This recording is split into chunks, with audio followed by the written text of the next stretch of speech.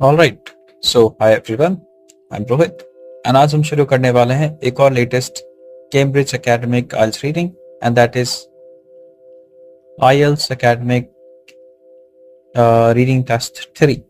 Let's see इसकी heading क्या है हमारी।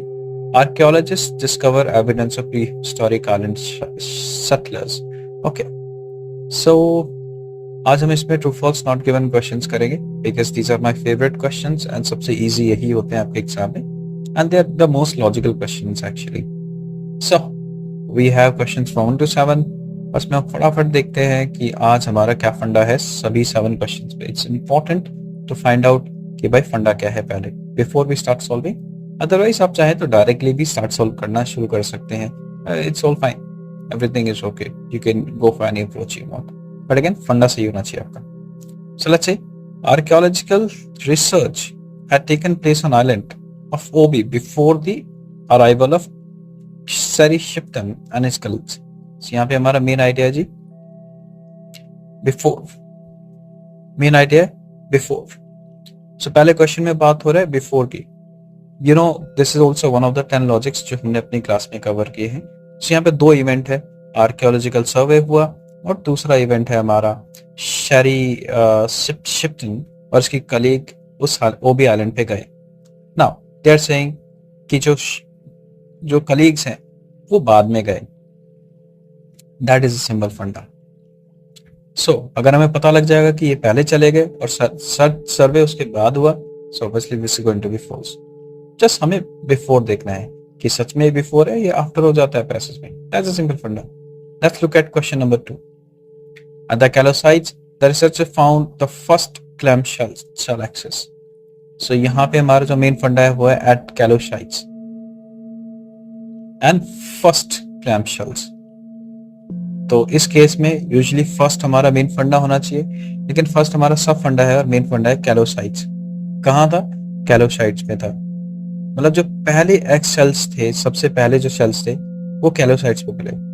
अगर ये पता लगे जो क्लैम शेल्स है वो किसी और साइट पे मिले, मतलब किसी और जगह मिले। साइट का मतलब सबको पता ही होगा, साइट मतलब जगह, प्लेस। अगर किसी और जगह पे मिले तो ये फॉल्स हो जाएगा, सबसे पहले वाले shells. Okay, let's look at question number 3। The size of OB today is less than. तो यहाँ पे हो रहा है जी कंपैरिजन। कंपैरिजन वाला true false not given question है और इसमें हो रहा है कंपैरिजन साइज का।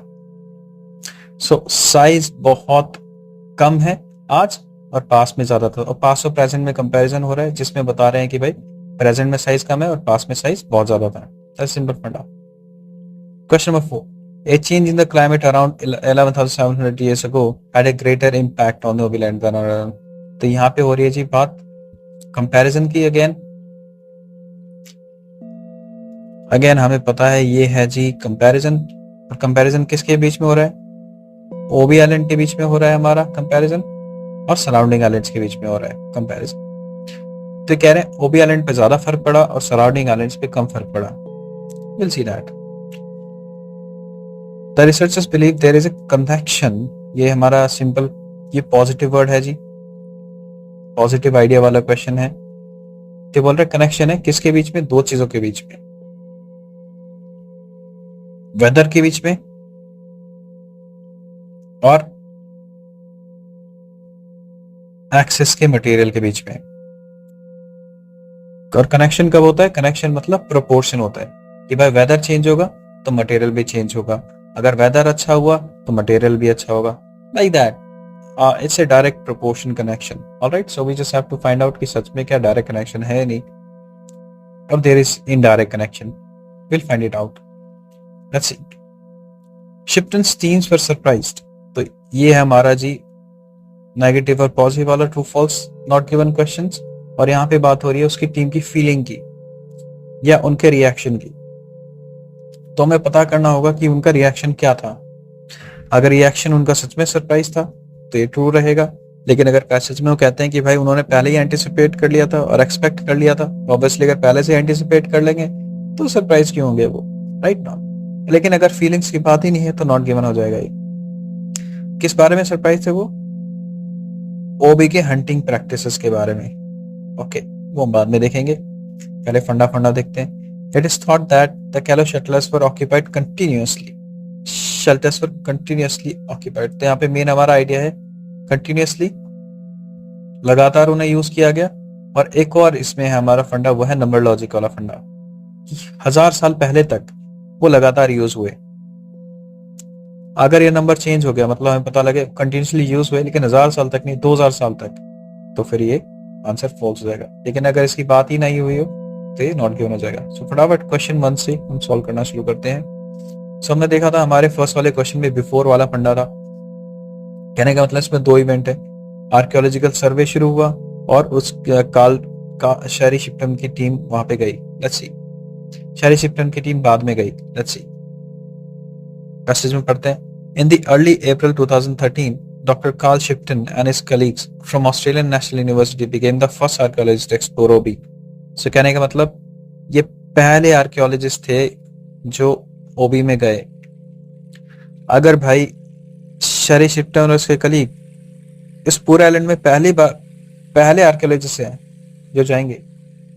सो सिंपल बात, एक और इंटरप्रिटेशन ये भी निकलती है इसकी कि जब वो पहले थे तो उनसे पहले तो और कोई आर्कियोलॉजिस्ट गया ही नहीं होगा, और अगर उनसे पहले कोई आर्कियोलॉजिस्ट गया ही नहीं होगा तो उनसे पहले कोई आर्कियोलॉजिकल रिसर्च या सर्च या सर्वे कुछ शुरू हुआ ही नहीं होगा। सो टेक्निकली कहने का मतलब है इनके जाने के बाद ही सर्वे शुरू हुआ। सो पैसेज में कह रहे हैं भाई ये पहले थे और इनके जाने के बाद ही सर्वे शुरू हुआ है इनहेरेंटली। सो यहाँ पे तो बोल रहे हैं भाई इनके आने से पहले ही हो गया शुरू। That means this is contradictory information and this answer is false. Let's look at question number 2. At the Callao sites, the researchers found the first clam shell axis about to be discovered in the region. मतलब सबसे पहले जो access थे वो Callao sites पे मिले। Let's find out access की बात क्या हो रही है। Let's see एक्सेस हम सीधा स्कैन करेंगे because we don't want to waste time. Axes. So far now there is no mention of axis. Axes की बात नहीं है जी। एक्स का मतलब आप सबको पता ही होगा, एक्स का मतलब होता है जी कुल्हाड़ी। सो लेट्स से कुल्हाड़ी की बात कहाँ हो रही है, that is a primary weapon. So axes axes axes axes axes axes axes axes axes axes axes axes axes axes axes axes या एक्सेस की बात हो गई। We got the axes. अब यहां से पढ़ना शुरू करते हैं। With the permission and help of local people of Callao, they dug a small test excavation in each shelter. There they found numerous artifacts including fragments of axes. Axes यहाँ पे भी बात हुई है, एक्सेस मिले उन्हें। हमें देखना है कि क्लैम एक्सेस मिले कि नहीं। फर्स्ट क्लैम एक्सेस देखने कहाँ मिले। Let's say first clam access की बात कहाँ कर रहे हैं। Clam shells from roughly the same time had also previously been found elsewhere in this region. क्या लिखा है इसमें? Access made from clam shells from roughly the same time had also previously been found elsewhere in this region, including on nearby island of Gabe on the northeast. As on Gabe, it is highly likely that Obi's axes were used. Okay, यहाँ पे बात कर रहे हैं जी कि ये जो access हैं वो यहां तो मिले, लगभग सेम टाइम पे मिले, लेकिन उससे भी पहले ये मिले थे एक और रीजन में, और उस रीजन का नाम था गैबे। दैट मीन्स जो फर्स्ट एक्सेस हैं सबसे पहले वो हमारे कैलो साइट्स पे नहीं मिले, they were found in on the island of Gabe. That means this site is contradicted and the answer is false. Let's look at question number 3. The size of Obi today is less than it was 18,000 years ago. तुम्हारा keyword है 18,000 years ago. Let's see 18,000 years ago की बात करें यहाँ पे। Simple फंडा, numbers हमें सीधा सीधा मिल जाते हैं। ये हमने फर्स्ट रीडिंग कॉम्प्रिहेंशन क्लास में किया था कि कौन से वर्ड्स हमें फटाफट स्कैनिंग करने में हेल्प करते हैं। So numbers are one of them. ऐसे कुछ वर्ड्स होते हैं जो सीधा सीधा हमें पैसेज में मिल जाते हैं। So let's quickly come back to question. यहाँ पे ओबी की साइज की बात कर रहे हैं और कह रहे हैं आज ये बहुत छोटा है और पास में बहुत बड़ा था, right? That is what they are saying in the question. Let's see ओबी के साइज की बात कर रहे हैं कि नहीं। At this time, the climate was drier and colder than today, and the island's dense rainforests would likely have been much less impenetrable than they are now. Sea levels were about 120 meters lower, meaning Obi was a much larger island. तो यहाँ पे बात कर रहे हैं जी कि ओबी बहुत बड़ा आइलैंड था, और क्वेश्चन में क्या कह रहे हैं कि आज की डेट में ओबी छोटा है. सो ऑब्वियसली इसकी इनहेरेंट इंटरप्रिटेशन के पास में बहुत बड़ा था, और पैसेज में भी यही बोल रहे हैं कि भाई पास में बहुत बड़ा आइलैंड था. That means it is same information and it is true. Let's see. Question number 4. A change in the climate around 11,700 years ago had a greater impact on Obi than on surrounding islands. So फटाफट keyword हमारा क्या है? 11,700 years ago. Yeah, we got it. ये क्या बोल रहे हैं? यहाँ पे जो चेंज हुआ उसका इम्पैक्ट ओबी पे ज्यादा था और सराउंडिंग आइलैंड्स पे कम था. ये कंपैरिजन हो रहा है ओबी और सराउंडिंग आइलैंड्स में जो इफेक्ट था उसके बीच में. Let's see. The climate became रफली significantly warmer and wetter, no doubt making Obi jungle much thicker. According to the researchers, it is no coincidence that around this time the first axis crafted from stone rather than shelters appear. ये तो भाई किसी और चीज की बात हो रही है, शायद नेक्स्ट क्वेश्चन की बात करने लगे. प्रीवियस में फोकस करते हैं. तो यहाँ पे बात कर रहे हैं कि चेंज हुए और चेंज में जो थे ओबी के जंगल वो और ज्यादा थिक हो गए. That's what they're saying. But वो किससे ज्यादा थिक हुए? ओबी के पुराने जंगल से, जो अभी के 11,000 years ago वाले जंगल थे वो थिक हुए थे. बट यहाँ पे सेकंड एलिमेंट हमारे कंपैरिजन का तो दिया ही नहीं. सराउंडिंग आइलैंड्स के बारे में तो कुछ यहाँ पे बताया ही नहीं, और सराउंडिंग आइलैंड से ओबी का कंपैरिजन तो किया ही नहीं है यहाँ पे. दैट मीन्स ये नॉट गिवन है. किस ग्राउंड पे? क्योंकि जो सेकंड एलिमेंट है हमारा कंपैरिजन का वो मिसिंग है. And if it happens, we know, we learned in our classes कि ऐसे ट्रू फॉल्स कंपैरिजन वाले नॉट गिवन हो जाते हैं. Okay, let's see question number 5. The researchers believe there is a connection between warmer wetter weather and a change in the material used to make axes. तो कह रहे हैं connection है उसके बीच में, वेदर के बीच में और मटेरियल यूज के बीच में. Okay, so let's read. So I think यहाँ पे हमने पढ़ा था अकॉर्डिंग टू रिसर्चर्स की बात आ गई तो विश्वास करते हैं. Same thing, same funda. The researchers believe, according to researchers, there is no coincidence that around this time the first axis crafted from stone rather than seashells appear likely in response to their heavy duty use for clearing and modification of the increasingly dense rainforest.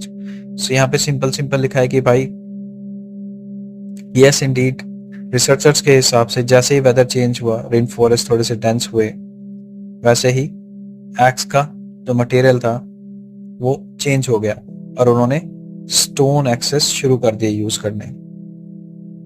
आगे पढ़ते हैं. While stone takes about twice as long to grind into an axe compared to shell, the harder material keeps the sharp edge for longer. So कहने का मतलब यहाँ पे सीधी बात है कि हाँ भाई जैसे वेदर चेंज हुआ तो उन्होंने उस एक्स के मटेरियल को क्लैम शेल से चेंज करके स्टोन बना दिया क्योंकि वो ज्यादा लंबे समय तक चलता रहा. So yes, there is a connection between the weather change and then the material change in the axis. This answer is true. Let's go to question number 6. Shipton's team were surprised to find. तो ये हमारा surprise वाला question है. ये negative positive है और ये positive ही है, तो सरप्राइज हो गए जी. हमें बस ये फाइंड करना है जो शिप्टन की टीम है वो सरप्राइज हुई कि नहीं, या उनका जो रिएक्शन था वो कैसे था. शिप्टन की टीम मिल गई हमें. Let's see. Shipton's team's excavations of shelters at Kalos Heights unearthed a volcanic glass substance called obsidian, which must have been brought over from another island, as there is no known source on Obi. It also revealed particular type of beads similar to those previously found on island in southern Valencia.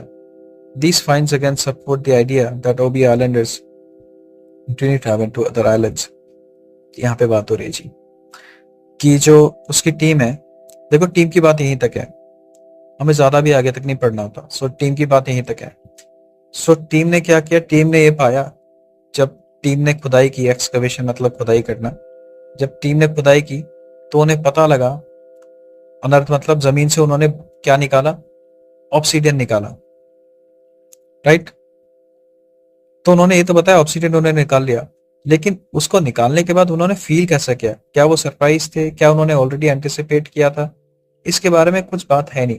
Technically यहां से यहां तक team की feeling की बात है ही नहीं। Team की तो बात है, लेकिन टीम की फीलिंग की बात नहीं। सो अगर टीम की फीलिंग की बात नहीं है तो हम बता ही नहीं सकते वो सरप्राइज थे कि नहीं थे। And in this case information is not sufficient to make an interpretation, so that's why our answer is not given.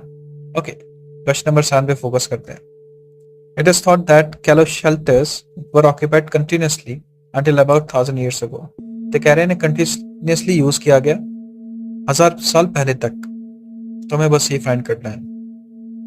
Excavation suggests people successfully lived in these shallow shelters for about 10,000 years, but then about 8,000 years ago, both were abandoned। तो ये कह रहे हैं भाई 8,000 साल पहले ही इन sites को छोड़ दिया गया, और यहाँ पे क्या लिख रहे हैं 1,000 साल पहले तक इन्हें यूज किया गया। तो पैसेज में कहते हैं 8,000 साल पहले ही छोड़ दिया गया। सो टेक्निकली कहने का मतलब है ये तो कॉन्ट्रडिक्ट हो गए, नंबर दोनों अलग अलग हो गए। एंड जब हमारा नंबर लॉजिक में नंबर अलग अलग हो जाते हैं तो ये हमारे आंसर फॉल्स हो जाता है। So that's how we have solved today's true false not given. I hope everybody understood today's true false and keep note of all the fundas. एक बार हम वोकैबुलरी देख लेते हैं इसकी, आज क्या क्या वोकैबुलरी इसमें यूज हुई है, ताकि आपके लिए आसान हो जाए कुछ चीजें।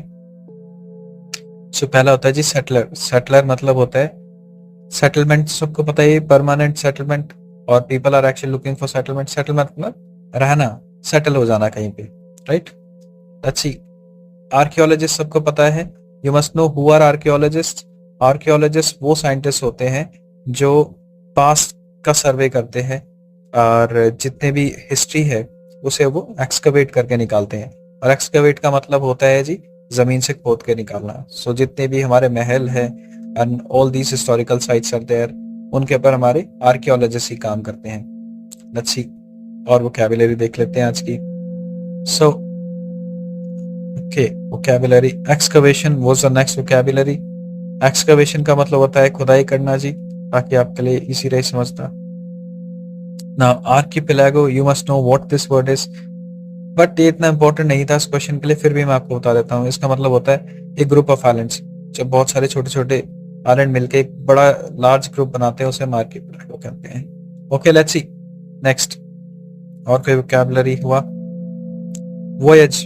वॉयज मतलब आपको पता होना चाहिए। वॉयज मतलब जब हम कोई रिसर्च या सर्च करने, नई जगह सर्च करने के लिए निकलते हैं, यूजुअली जब समुद्र में कोई जहाज लेके नई जगह खोजने निकलता है उसे हम वॉयज कहते हैं। सो रिमेंबर दिस वर्ड, ये आपको काफी बार मिलेगा, बिकॉज ब्रिटिश इन्फ्लुएंस रीडिंग्स है सारी, ब्रिटिश कल्चर से इन्फ्लुएंस है सारी रीडिंग। सो ब्रिटिश एम्पायर वो spread via the sea and ocean voyages. So ये वर्ड काफी बार रिपीट हो सकता है आपके आइल्स में एंड काफी अदर रीडिंग्स में। ओके लेट्स सी और क्या वर्ड्स हैं इसमें। एक्स का मतलब सबको पता है, एक्सेस मतलब होते हैं ये कुल्हाड़ी। It was an important word in today's reading. Let's see अच्छा कनूज भी समझ लो। कनूज क्या होता है, पतली पतली पतली छोटी छोटी बोट्स को हम कनूज कहते हैं जी। Same way let's see some more words. Did we go through any other important words? Okay, let's see.